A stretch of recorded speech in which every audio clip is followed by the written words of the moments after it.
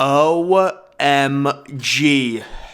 Ladies and gentlemen, I just want to give everyone a big update as we reach the Sweet 16 and my bracket is running into some legitimate legal trouble. ESPN has absolutely lost it on me. I had a phone call with them last night about my bracket, about what's going on.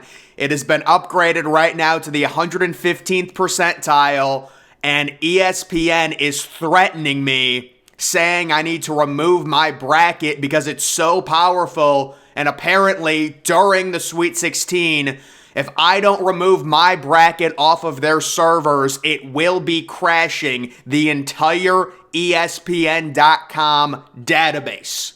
And I've been threatened by them.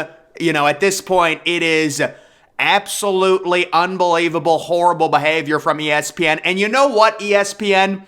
I think I'm going to make a found footage video, a final tell-all, a final say-so on my bracket. I think I'm going to go ahead and do that this afternoon to really show everyone. If you guys don't know, the upsets that I picked, I got massive bonus points. That's why my bracket's past the 100 percentile. It's never happened before, and it is on the verge of totally shutting down the ESPN network. And now they're saying, oh, you cheated, you did some things, you manipulated it, you filled out your bracket after.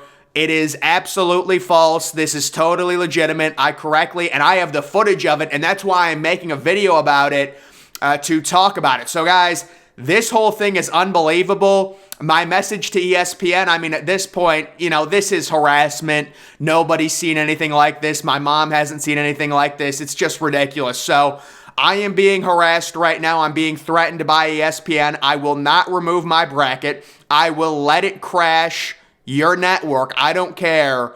And I think I'm probably going to make like $3 million from ESPN suing them if they decide to remove my bracket for cheating, of course. But guys, we're going to look at my bracket. We're going to look at all the brackets here because I filled out a lot of different ones. And then I've got a recap on all the games that happened yesterday. The Marquette loss. You saw some teams advancing, things like that. Fairleigh Dickinson, rest in peace to them.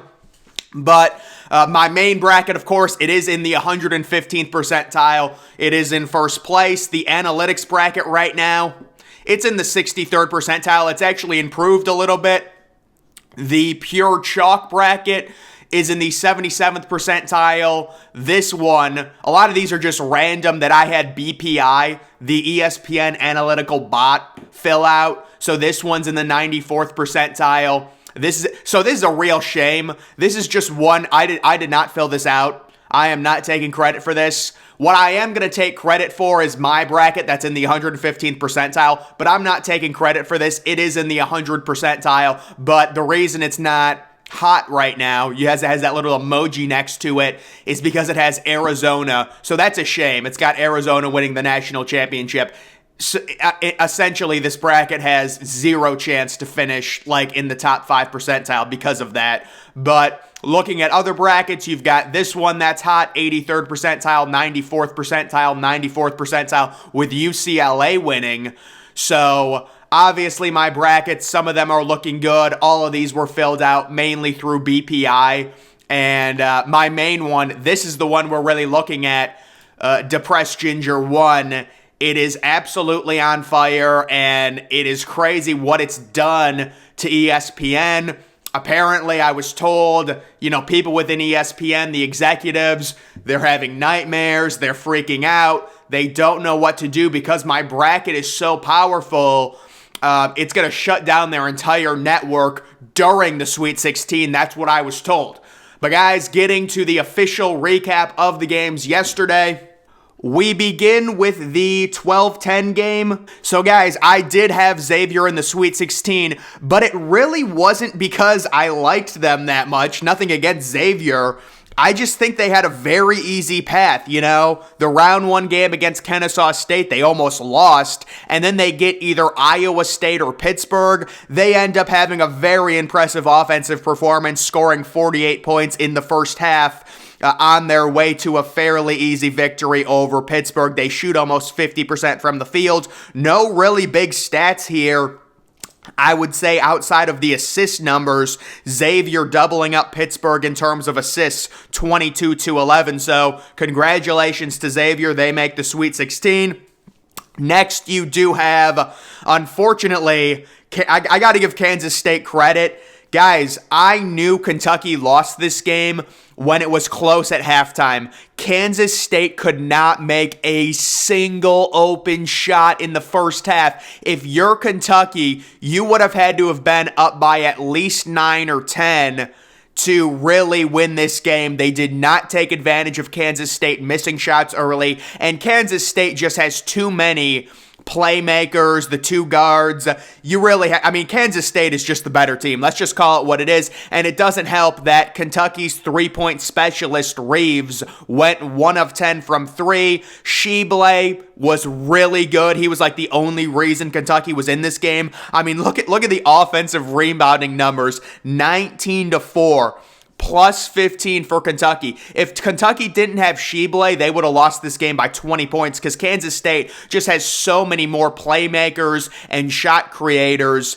And you got to give Kansas State credit. They were the 3 seed. They were underdogs by 3 against a blue blood, and they end up winning. So it's good to see that. They had they've had a few really bad seasons. They get a new coach, and then they win this game. That is a great story.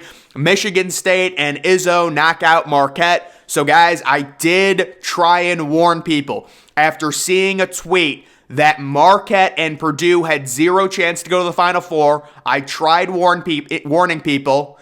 The tweet was, any team that wasn't inside the AP preseason top 25 that was a 1 or a 2 seed made 0 Final Fours, and that holds serve this tournament with both Purdue and Marquette, who were both not ranked in the preseason top 25. They both lose, and Michigan State, they were pretty much in control of this entire game except for a little bit early in the second half when Marquette came back and actually led by 3.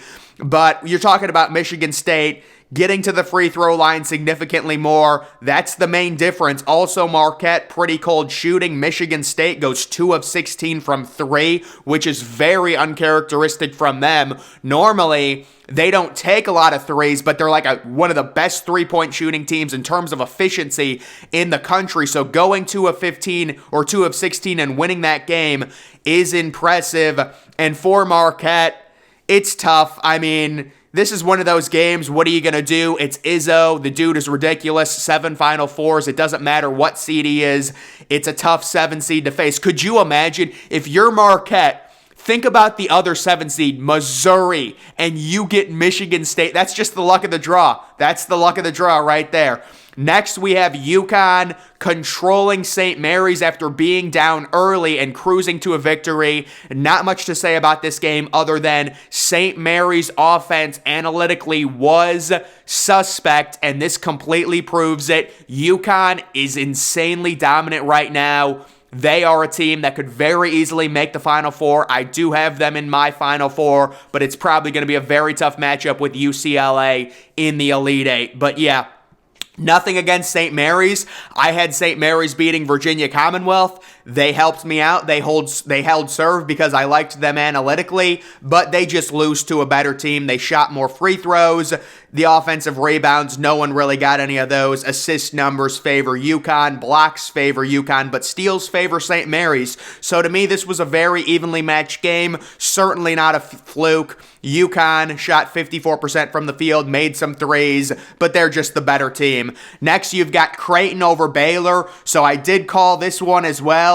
But I did say, listen, this is a pick-em. It's a toss-up. But Creighton was pretty much in control by about 10 points this entire game. Baylor, late in the season, they were leaking oil. That's part of the reason why I liked Creighton to win this game. But again, Creighton is extremely inconsistent. We don't know what we're going to get from them. But they have a golden opportunity right now versus Princeton to make the Elite Eight. They're 10-point favorites in that game. Just taking a look at this game overall, assist numbers favor Creighton. Field goals, very similar. Baylor, getting up 8 more shots overall. 3-pointers, that's a big issue there for Baylor. 5 of 22, 23%. And then, of course, the biggest thing, the free throws. You go 22 of 22 from the free throw line. That is going to win you games basically 10 times out of 10. So Creighton, great job making the free throws and winning there. Next, you've got FAU beating FDU. And I was thinking as this game was going on, what a weird situation this has to be for FAU. You're a 9 seed, but you're Goliath in the second round, and nobody's rooting for you because you're facing a 16 and you're like 16-point favorites. And FDU was actually winning this game by like 3 points with 9 minutes to go, but they end up losing. Both of these teams, very similar numbers, shot 9 of 31 from 3. And this just came down to FDU committing one too many turnovers. That's my opinion on that one. They really hung in there, but FDU analytically is like one of the worst teams in college basketball. So it is amazing that they were able to even keep it within 8. I mean, FAU was 16-point favorites, so Fairleigh Dickinson very easily covered the spread. And just something I want to talk about, Fairleigh Dickinson was not a Cinderella. They had one crazy upset, but you cannot call them a Cinderella because they did not make it to the Sweet 16. That's my opinion of that. I know people have been wondering. Fairleigh Dickinson had probably one of, if not the biggest upsets in March Madness history, but they are not a Cinderella because they did not make the second weekend. That's my opinion. Next, you've got Miami beating Indiana. So Miami is going to haunt my nightmares. They really are. Like, how do they keep doing this in March? Last year, they make the Elite 8. This year, they're back to the Sweet 16. They were down by 7 to Drake. With 5 minutes left, they come back. Indiana was losing the entire game. They come back, take the lead, and then Miami goes on a crazy run with about 10 minutes left. And this is something I don't understand how this happens. Trace Jackson-Davis, offensive rebounds. I mean, you have the best center in college basketball. Well, I mean, I guess you could say Zach Edey's the best, but Trace Jackson-Davis is right there. He's a senior, and you're getting out-rebounded on the offensive glass by 8 and overall by about 20. So that's a huge issue for me. For Indiana, the 3-pointers, very comparable. You can say Miami made a few early, which helped them get out to an early lead, but this game was decided on the offensive glass, in my opinion. Miami, a pretty dominant effort, no doubt, against Indiana. I thought Indiana was going to lose to Kent State. Kent State just didn't make enough shots. It is what it is. They advance, and Miami beats them. And then we do have Gonzaga, the offensive juggernaut, hanging on to beat TCU. TCU, surprisingly, in control of this game throughout the first half, leading by 5 at halftime. Both of these teams, crazy numbers. They both shot 30 of 67 from the field. They both shot roughly the exact same from 3, but Gonzaga, a few more. I mean, look at that. Think about their shooting splits. 44% to 44%, 36% to 32%, 60% to 64%. Very, very close game, but Gonzaga does prevail, and they win that one, and I liked Gonzaga to make the Sweet 16, but I probably think they're going to lose to UCLA, even though UCLA is dealing with those injuries in the Sweet 16. So, guys, that is my official reaction to the Sweet 16. I'll be coming out with an official second chance bracket, my Sweet 16 predictions all the way up until the national championship. That's going to do it for this video. Make sure you're following me on Twitter. Link to that's always in the description. I'm, of course, the Depressed Ginger. Thank you for watching.